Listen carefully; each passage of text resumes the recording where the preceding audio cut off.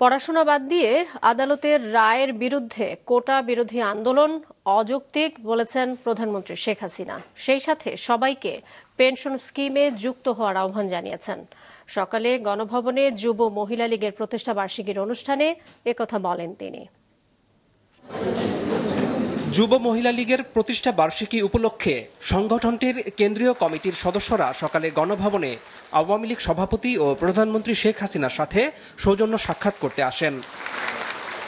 সেখানে নেতাকর্মীদের উদ্দেশ্যে প্রধানমন্ত্রী বলেন, আওয়ামী লীগের মূল লক্ষ্য দেশ ও মানুষের উন্নয়ন করা, কিন্তু বিএনপি সেই পথে না হেঁটে বরাবরই দেশের অকল্যাণ করে আসছে।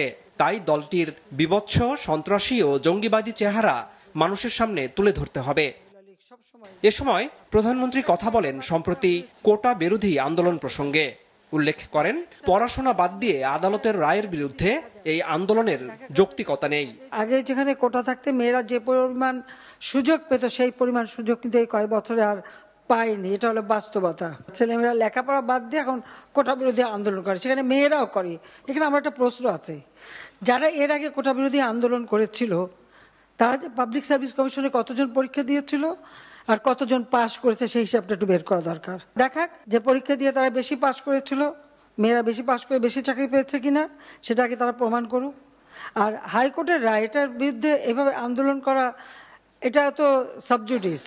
কারণ আমরা সরকার থেকে কিন্তু এভাবে কোনো কথা বলতে পারি না, কারণ হাইকোর্ট রায় দিলে সেখানে হাইকোর্ট থেকেই আবার আসতে হবে। কিন্তু আজকে আন্দোলনের নামে যেটা আবার করা হচ্ছে, পড়াশোনার সময় নষ্ট করা, এটারও কোনো যৌক্তিকতা আছে বলে আমি মনে করি না। প্রধানমন্ত্রী ভবিষ্যতের সুন্দর জীবনের নিশ্চয়তার জন্য সবাইকে পেনশন স্কিমে যোগদানের তাগিদ জানান। সার্বজনীন পেনশন স্কিম আমরা দিয়েছি, এটা সকলের জন্য। এটা আমাদের নির্বাচনী ইস্তাহারে ছিল, 2008-এর নির্বাচনী ইস্তাহারে আমরা করতে পেরেছি। শুধুমাত্র সরকারি চাকরিজীবী তারাই পেনশন পায়, আর বাকিরা বঞ্চিত থাকে।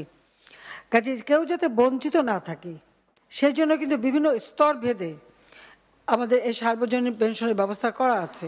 সবার সঙ্গে তাল মিলিয়ে নারীরা দেশের উন্নয়নে কাজ করবে, এমন আশাবাদও জানান সরকার প্রধান। আনোয়ার হোসেন, মাছরাঙা সংবাদ, ঢাকা।